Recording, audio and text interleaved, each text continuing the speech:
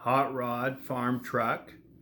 This is a bump and go action. When you turn it on, the pistons in the engine move and it lights up. And then once it's on the ground and driving, when it backs up, the head of the driver will turn. So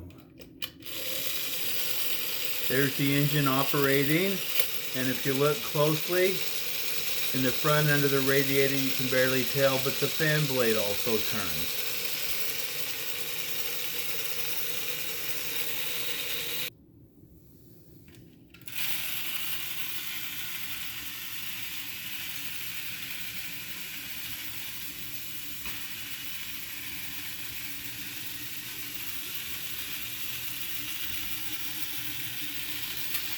And when the driver hits an obstacle, you notice the head turns.